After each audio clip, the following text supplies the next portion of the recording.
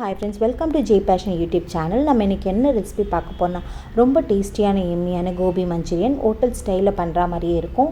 வீட்லேயே எவ்வளோ சிம்பிளாக ஈஸியாக பண்ணலாம் வாங்க பார்க்கலாம். இதுக்கு நான் பெரிய காலிஃப்ளவர் எடுத்திருக்கேன். இது நல்லா நம்ம க்ளீன் பண்ணி எடுத்துக்கலாம். மீடியம் சைஸை நல்லா கட் பண்ணி எடுத்துக்கோங்க. இந்த மாதிரி நம்ம கட் பண்ணி எடுத்துக்கலாம். ஒவ்வொரு இதிலும் இந்த மாதிரி சாப் பண்ணி எடுத்து வச்சுக்கலாம். இப்போ இதை கட் பண்ணிவிட்டு ஒரு பவுலில் நம்ம போட்டுக்கலாம். இப்போது நம்ம தண்ணி அதில் போட்டுக்கலாம். அதுக்கப்புறம் 1/4 ஸ்பூன் மஞ்சத்தூள் போட்டுக்கோங்க.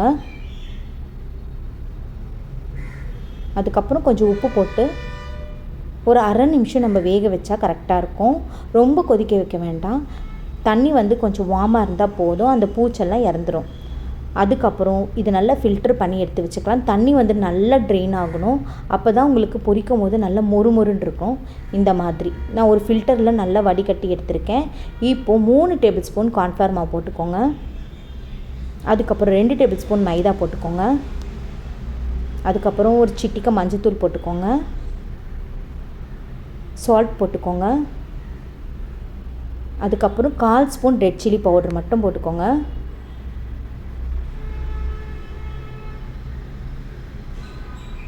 அதுக்கப்புறம் 1/4 ஸ்பூன் பெப்பர் போட்டுக்கோங்க. பெப்பர் போடும்போது உங்களுக்கு நல்லா டேஸ்ட்டாக இருக்கும். அதுக்கப்புறம் அரை ஸ்பூன் ஜிஞ்சர் கார்லிக் பேஸ்ட் போட்டுக்கோங்க. இப்போது தேவைப்பட்டால் தண்ணி ஒரு 1/4 டம்ளர் விட்டுக்கோங்க. இந்த மாதிரி உதிரி உதிரியாக தான் இருக்கணும். தண்ணி ரொம்ப இருக்கக்கூடாது. இப்போது நம்ம இதை டீப் ஃப்ரை பண்ணி எடுத்துக்கலாம். ஒரு கடாயில் எண்ணெய் போட்டு நல்லா பொரித்து எடுத்துக்கலாம். இது இப்படியே நம்ம எடுத்து சாப்பிடும்போது அவ்வளோ டேஸ்ட்டாக இருக்கும். இப்போ எண்ணெய் நல்லா காயணும். நல்லா காஞ்ச பிறகு நம்ம இந்த கோபியை போட்டு நல்லா ஃப்ரை பண்ணி எடுத்துக்க போகிறோம்.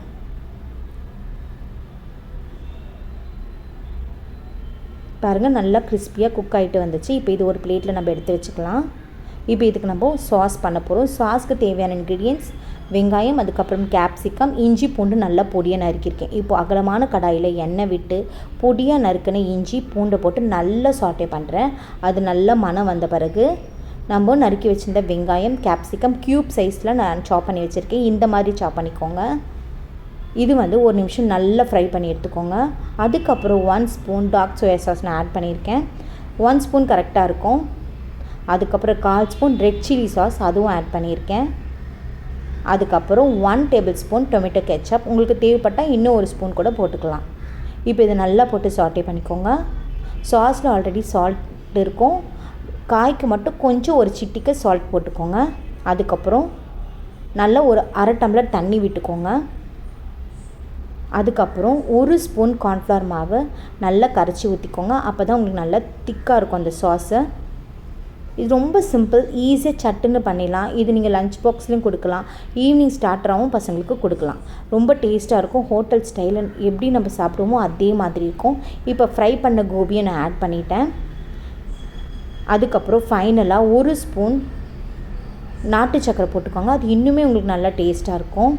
அவ்வளோதான், நம்மளுடைய கோபி மஞ்சூரியன் ரெடி ஆகிடுச்சு. சூப்பராக டேஸ்டியான gobi manchurian, hotel style gobi manchurian ready ஆகிடுச்சு. இப்போ நம்ம இதை பிளேட்டிங் பண்ணிடலாம்.